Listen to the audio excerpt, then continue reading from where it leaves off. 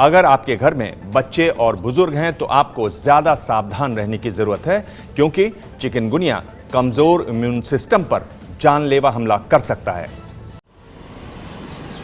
Chikungunya बुखार ने दिल्ली और एनसीआर में हाहाकार मचा रखा है। गाजियाबाद के सिहानी नूरनगर गांव में रहने वाले यह 80 साल के महेंद्र त्यागी, चिकनगुनिया की वजह से इन्होंने दिल्ली के अपोलो अस्पताल में दम तोड़ दिया। हालांकि दिल्ली के स्वास्थ्य मंत्री सत्येंद्र जैन का दावा है कि चिकनगुनिया से कोई नहीं मरता। केंद्र सरकार को हमने रिक्वेस्ट की है कि वो इसका जांच करके बताएं कि किस वजह से डेथ हुई है, क्योंकि अगर चिकनगुनिया से डेथ हो रही है और पूरे देश में एक भी डेथ नहीं होती है और दिल्ली के अंदर एक ही अस्पताल में एक दिन में 4 होती हैं, तो सोचने की जरूरत है। लेकिन सत्येंद्र जैन के दावे के उलट दिल्ली में लोगों की मौत का सिलसिला शुरू हो गया है। दिल्ली में सैकड़ों लोग चिकनगुनिया की चपेट में आकर अस्पतालों में अपना इलाज करा रहे हैं।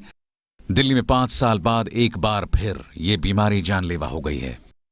चिकनगुनिया बुखार सबसे ज्यादा बुजुर्गों को ही अपना शिकार बना रहा है। दिल्ली के सर गंगाराम अस्पताल में चिकनगुनिया की वजह से जिन 4 लोगों को अपनी जान गंवानी पड़ी है, उनमें सभी 60 साल के ऊपर थे।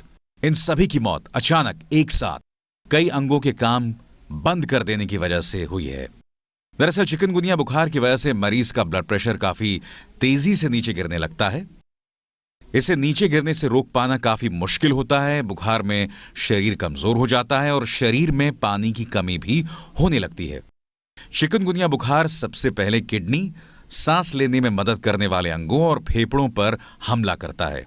ये अंग काम करना बंद कर देते हैं और मरीज की मौत हो जाती है। बुजुर्ग और बच्चों में रोग प्रतिरोधक क्षमता कम होती है, इसलिए इनको सबसे ज्यादा खतरा रहता है। सब लोगों में एक कॉमन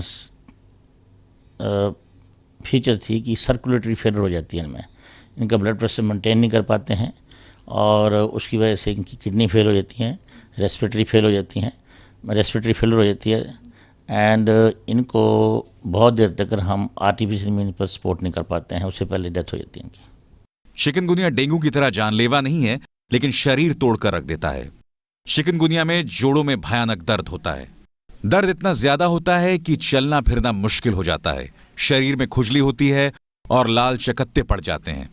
सिर दर्द और बुखार के साथ ये बीमारी 1 हफ्ते से ज्यादा समय तक आपको परेशान कर सकती है। चिकनगुनिया से बचने के उपाय भी जानिए। फुल कपड़े पहनकर रहें, कूलर घड़े में पानी को रोज बदलें, घर और बाहर मच्छरों से बचें, सोने में मच्छरदानी का इस्तेमाल करें, घर और आसपास गंदगी ना होने दें, मच्छर भगाने के लिए कॉइल लगाएं, खूब पानी पीते रहें। सही समय पर ट्रीटमेंट शुरू हो जाए तो ये कोई समस्या नहीं है। पेशेंट होते हैं मेजॉरिटी ऑफ देम, उनको तो किसी ना हॉस्पिटलाइजिंग की जरूरत होती है ना किसी ने पैरासीटामोल की गोली खाते रहते हैं, 5-6 दिनों में अपने आप ही ठीक हो जाते हैं। तो ऐसे घबराने वाली बात नहीं है। चिकनगुनिया से भी बहुत पेशेंट्स कुछ सीरियस हो सकते हैं एंड डेथ हो सकती है। अब ये जान लीजिए कि ये मच्छर आता कहां से है।